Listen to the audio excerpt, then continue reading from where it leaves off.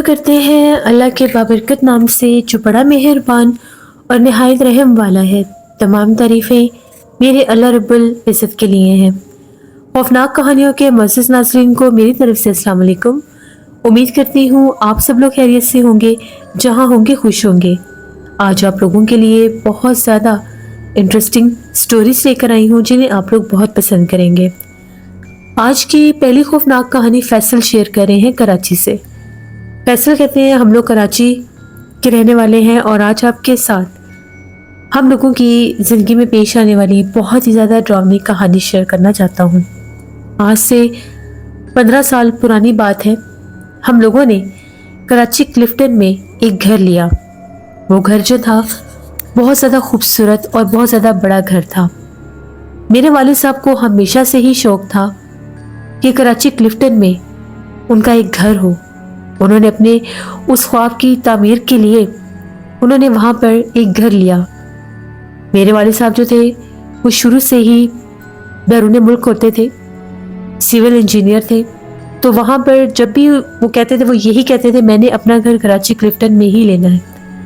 اللہ نے ان کا یہ خواب پورا کیا اور ہم نے وہاں پر ایک گھر لیا۔ بڑا خوبصورت بہت بڑا گھر تھا، اس گھر کے 2 گیٹس تھے۔ ہم لوگوں نے جب گھر دیکھا ہم لوگوں کی خوشی کا کوئی ٹھکانہ نہیں تھا اور ابو سب سے زیادہ خوش تھے۔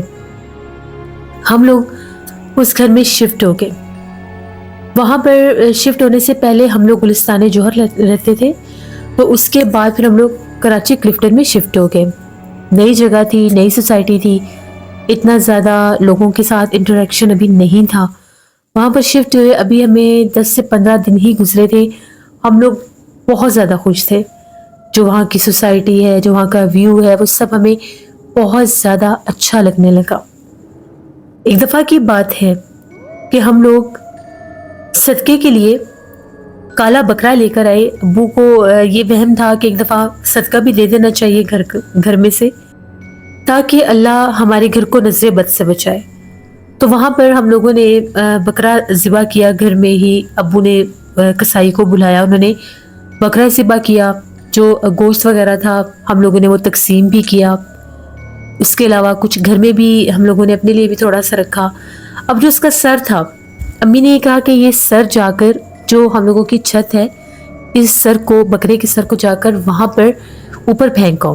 کہتے ہیں کہ جتنی بھی آفتیں بلائیں ہوتی ہیں وہ ٹل جاتی ہیں۔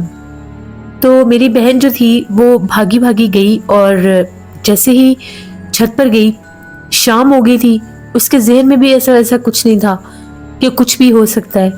وہ اپنے دھن میں اوپر گئی، 3rd فلور پر گئی اور اس نے وہ سر جو تھا اوپر ممٹی بنی ہوئی تھی، اس کی چھت کے اوپر اس نے جب پھینکا تو وہ کہتی ہے کہ مجھے ایسا لگا کہ اس کو کسی نے کیچ کیا ہے۔ میں نے باقاعدہ آدھی باڈی دیکھی ہے، جیسے ہاتھ، اور مجھے کچھ ٹانگوں کا حصہ بھی نظر آیا، جیسے کوئی اٹھ کر آگے ہوا ہے اور اس نے وہ سر کیچ کیا ہے۔ بالکل جیٹ بلیک تھا جو کچھ بھی تھا، یہاں تک کہ وہ کافی دیر اوپر کھڑی رہی۔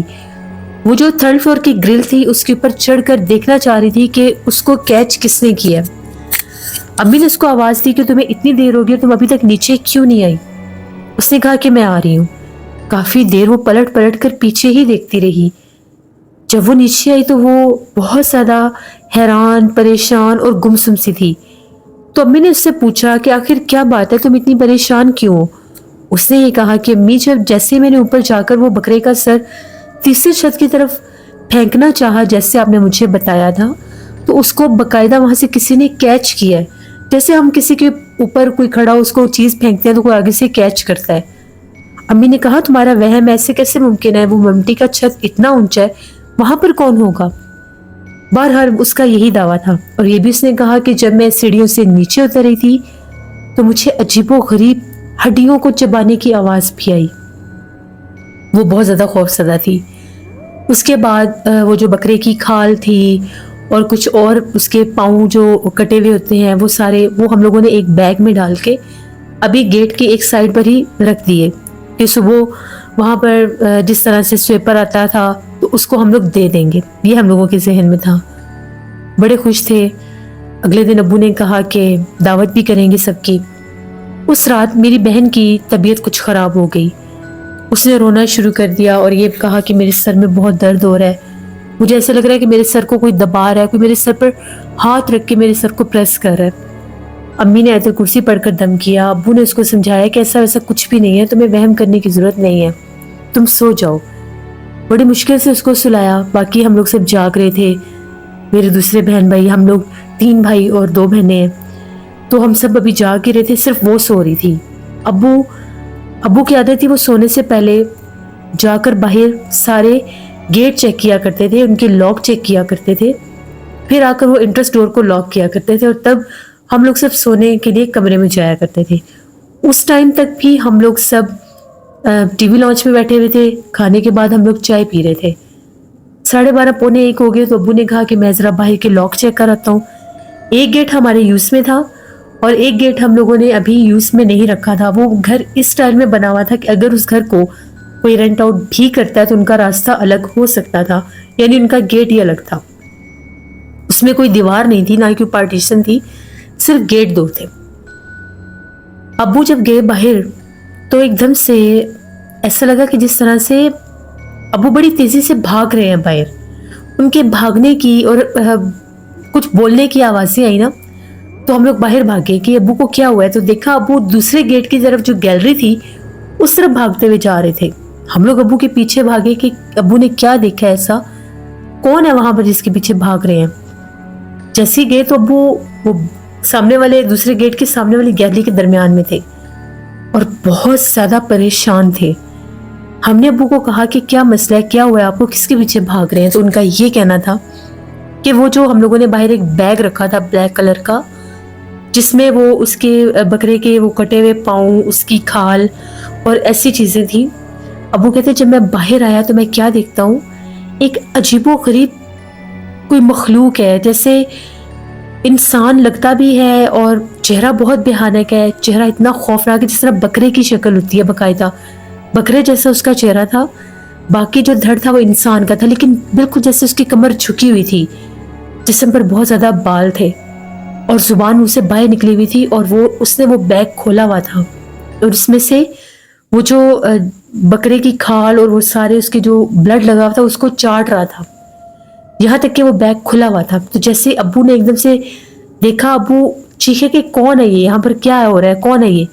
تو اس کے ہاتھ میں وہ جو کچھ بھی تھا وہ لے کر اس گیلری کی طرف بھاگا، لیکن جب ابو اس کے پیچھے گئے تو وہ وہاں پر نہیں تھا، وہ جو کچھ بھی تھا وہ غائب ہو چکا تھا۔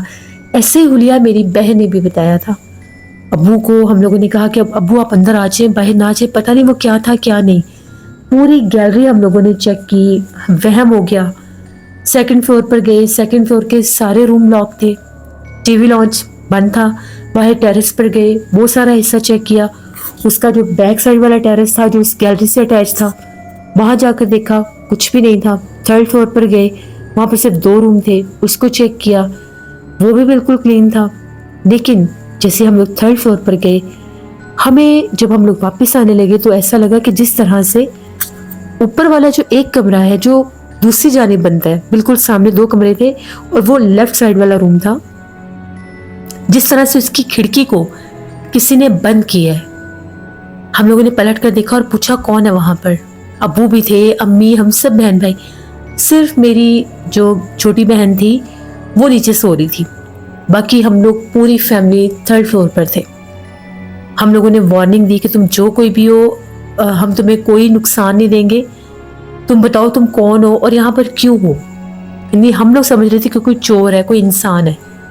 جب ہم لوگوں نے اس کمرے کا دروازہ کھولا، باہر سے کنڈی لگی ہوئی تھی، دروازہ کھولا، اندر دیکھا، اندر کوئی بھی نہیں تھا، بالکل کمرہ خالی تھا، ایون کہ وہاں پر ابھی سامان بھی نہیں رکھا تھا، لیکن وہاں پر خون کے قطرے تھے کہ جس طرح سے وہاں پر ابھی تازہ تازہ خون کے قطرے ہیں، کوئی کسی چیز کو لے کر وہاں پر چلتا پھرتا رہا ہے۔ امی نے کہا کہ ان خون کے قطروں پر ہاتھ یا پاؤں مت آنے دینا۔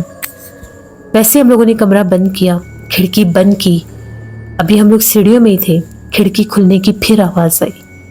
ہم لوگ جو ہی ابھی دوسری منزل پر پہنچے تو میری بہن کی چیخیں ہم لوگوں کو سنائی دی۔ ہم لوگ اتنا ڈرے، ہم لوگ بھاگے نیچے کہ پتہ نہیں اس کو کیا ہو گیا۔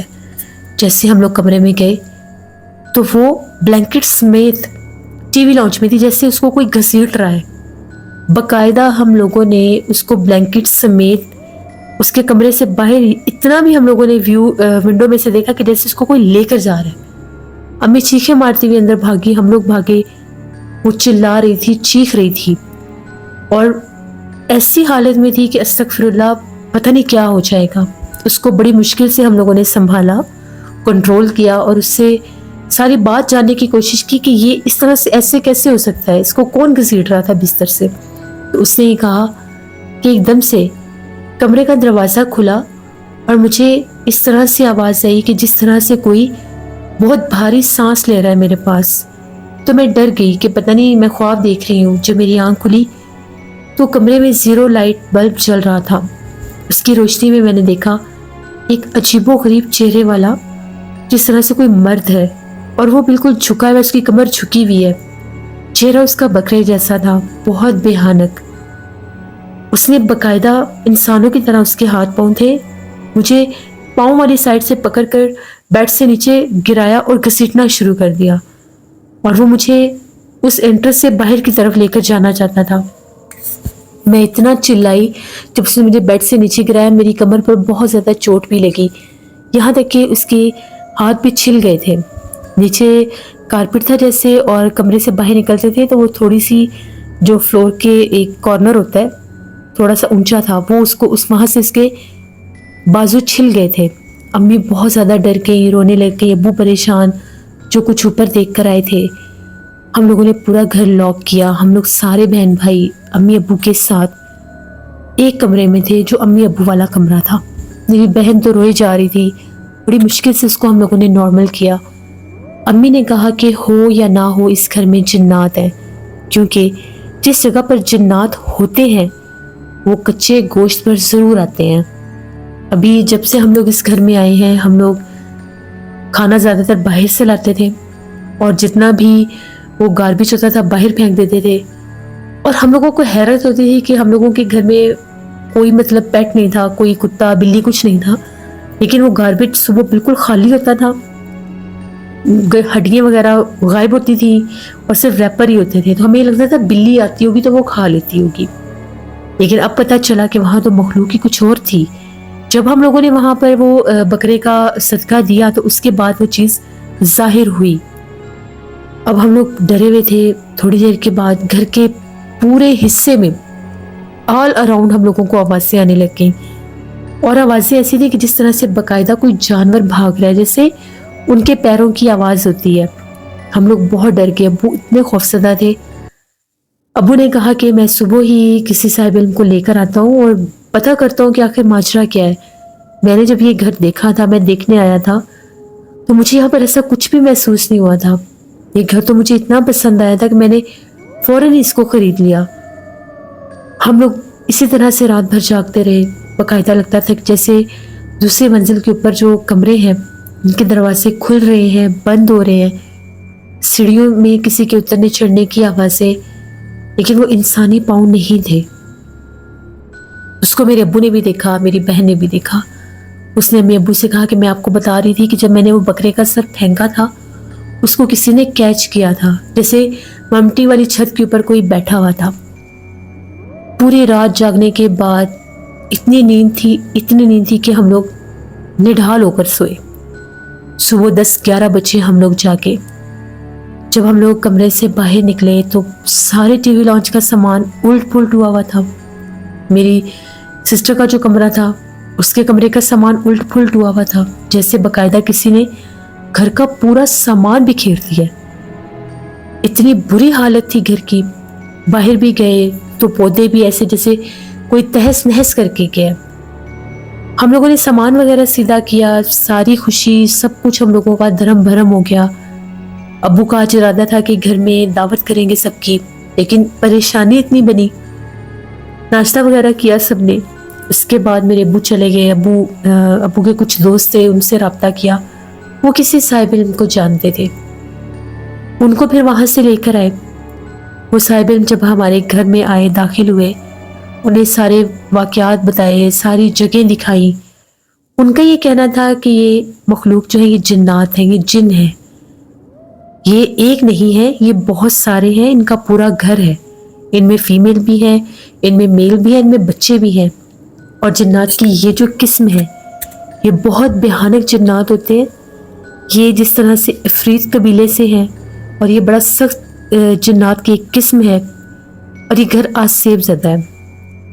جب ہم لوگوں نے انہیں بتایا کہ وہ چھت پر بھی ہم نے دیکھا ہے اور جیسے اس نے وہ سر کو کیچ کیا، ان کا یہ کہنا تھا کہ پورے گھر میں وہ موجود ہیں اور یہ نقصان دینے والے ہیں. اکثر اوقات ان کے قبیلے میں چڑیلیں بھی شامل ہوتی ہیں جس کو پچھل پیری بولا جاتا ہے. اگر آپ کو اپنے گھر میں سے چوڑیوں کی پائلوں کی آواز آئے، کسی عورت کے بولنے کی آواز آئے، تو آپ سمجھ آئیں کہ یہ قبیلہ وہی ہے جو جان لیوا حملہ کرتے ہیں. یہ انسانوں کو بھی مار دیتے ہیں. میرا یہ ماننا ہے کہ آپ لوگ اس گھر کو چھوڑ دیں. ان کو نکالنا یہاں سے ناممکن ہے کیونکہ یہ ایک نہیں، دو نہیں جن کو قابو کیا جا سکے یا سنبھالا جا سکے یا نکالا جا سکے. اس پورے گھر میں یہ پھیلے ہوئے ہیں اور ان کے بچے بہت زیادہ سخت ہوتے ہیں جو دھکا دے دیتے ہیں بڑوں کو، بزرگوں کو. وہ پتہ نہیں لگنے دیتے، اس طرح سے دھکا دے دیتے ہیں کہ انسان سنبھل ہی نہیں پاتا. یہ باتیں سننے کے بعد ابو بہت زیادہ مایوس ہو گئے، بہت پریشان ہو گئے کہ اب ہم کیا کریں. اب پھر سے گھر ڈھونڈنا تھا. ہم لوگ تو بڑی خوشی سے وہاں پر آئے تھے. ہم لوگوں نے کوشش کی کہ قرآن خوانی کرواتے ہیں تو اللہ بہتر کرے گا. قرآن خوانی بھی کروائی. قرآن خوانی کروانے کے بعد کچھ معاملات نارمل ہوئے. کچھ دن ہمارے ٹھیک گزرے، 10-15 دن کہہ لیں. کوئی آہٹ نہیں ہوئی، کوئی ہمیں آواز نہیں آئی، کوئی سایہ، کچھ بھی نہیں ہوا. بالکل ایسے گھر صاف ہو گیا جیسے. ابو نے کہا کہ شکر ہے اللہ کا، قرآن خوانی کروائی ہے تو وہ مخلوقات یہاں سے لگتا ہے جا چکی ہیں. لیکن وہ خاموشی کسی بڑے حادثے کی ایک نشاندہی تھی. اس کے بعد 15-20 دن کے بعد ایک رات کی بات ہے، امی کی کہیں آنکھ کھلی تو امی کچن میں گئیں. امی کہتی مجھے کچن سے آوازیں آ رہی تھیں برتنوں کو چھیڑنے کی. تو امی نے سمجھا کہ میری بہنیں کچھ بنا رہی ہوں گی، بچے کچھ لگے ہوں گے بنانے. تو امی باہر نکلی. امی کہتی ہیں تو میں کیا دیکھتی ہوں کہ ایک عورت ہے، سرخ لباس پہنا ہے، بہت لمبی بالوں کی چوٹی کی ہوئی ہے، گنگنا بھی رہی ہے، کچھ بول بھی رہی ہے اور کچن میں کھڑی ہو کر باقاعدہ کھانا بنا رہی ہے. امی نے دیکھا یہ تو میری بیٹیوں میں سے کوئی بھی نہیں ہے. امی کے منہ سے نکلا کون ہے وہاں؟ تو جیسے اس نے پلٹ کر دیکھا تو امی کی ایک کزن تھی جن کو فوت ہوئے 25 سال ہو چکے تھے. جس ایج میں وہ فوت ہوئی تھی وہی چہرہ تھا، وہی ہو بہو قد کاٹ تھا. امی کی ایک دم سے چیخ نکلی اور امی نے دروازہ بند کیا اور کمرے میں آ گئی. امی اتنا ڈری ہوئی تھی. امی نے ابو کو جگایا اور کہا کہ ایسے مجھے نظر آیا ہے. بس اس کے بعد تو ہر رات گھر میں سے ایک عورت کے بولنے کی آوازیں آتی تھی، باقاعدہ چوڑیوں کی پائلوں کی چھنک، اور بہت زیادہ ڈر لگتا تھا. اب وہ جو پہلی مخلوق نظر آتی تھی وہ بہت کم ہو گئی، وہ اوپر والے حصے میں تھی، لیکن ایک عورت رات بھر گھر میں چلتی تھی. ہم لوگ بہت ڈرنے لگے، میری بہنیں بیمار رہنے لگ گئیں، خوف زدہ ہونے لگ گئیں. وہ کہتی تھی ہمیں آئینے میں کچھ چہرہ نظر آتا ہے جب بھی ہم آئینے کے پاس سے گزرتے ہیں. تو اس کے بعد تقریباً 2.5 ماہ کے بعد ہم نے وہ گھر چھوڑ دیا. ہم لوگ کراچی کا جو علاقہ ہے برنس روڈ، وہاں پر ہم لوگوں نے ایک گھر لیا، وہاں پر شفٹ ہوئے. رینٹ پر لیا پہلے، وہ گھر بکنے کے لیے رکھ دیا. وہ گھر ہم لوگوں کا تقریباً 4 سال کے بعد بک گیا. جب وہ گھر بکا پھر ہم لوگوں نے اپنا گھر بنایا. تو یہ ہم لوگوں کے گھر کی ایک کہانی تھی جو میں نے آپ کے ساتھ شیئر کی، جو بہت ہی زیادہ آسیب زدہ گھر تھا جو ہم نے لیا تھا. بہت شکریہ فیصل آپ کا. جیسے بعض اوقات بڑے خوبصورت نئے گھر بنے ہوتے ہیں تو وہاں پر پہلے سے ہی جنات کا بسیرا ہوتا ہے، یا کچھ لوگ بنا کر گھروں کو بند کر دیتے ہیں، چھوڑ دیتے ہیں، نہ رہتے ہیں نہ رینٹ آؤٹ کرتے ہیں. جب وقت آتا ہے کسی اور کے لینے کا تب تک وہ گھر آسیب زدہ ہو چکے ہوتے ہیں. جب بھی کوئی گھر لیں، کوئی پراپرٹی لیں، کوئی جگہ لیں تو وہاں پر شفٹ ہونے سے پہلے اس کو وزٹ کروا لیا کریں، کسی صاحب علم سے قرآن خوانی کروا لیا کریں اور تب وہاں پر شفٹ ہوا کریں. یہ تھی آج کی خوفناک کہانی. امید کرتی ہوں آپ لوگوں کو پسند آئی ہوگی. آپ لوگ بھی اپنی خوفناک کہانیاں شیئر کر سکتے ہیں ڈسکرپشن باکس میں دیے گئے ای میل آئی ڈی nushinvik57@gmail.com پر. اس کے علاوہ آپ لوگ مجھے کمنٹ باکس میں بھی سٹوری شیئر کر سکتے ہیں. نانا جی کی کہانیوں میں بھی کہانی آئے گی، گھوسٹ سٹوری میں بھی کہانی آئے گی. ان چینلز کو بھی وزٹ کریں اور سبسکرائب کریں. اسکیری اردو ٹیلس میری سسٹر کا چینل ہے، ان کو بھی جا کر سبسکرائب کریں اینڈ سپورٹ کریں. ہارر اسٹوری ود ہارون میرے بھائی کا چینل ہے، ان کو بھی جا کر سبسکرائب کریں اور سپورٹ کریں. اپنا بہت سا خیال رکھیے گا. انشاءاللہ کل آپ لوگوں کے ساتھ پھر ملاقات ہوگی کسی نئی خوفناک کہانی میں. جہاں رہیں خوش رہیں. Thank you for listening my stories. Stay tune. اللہ حافظ.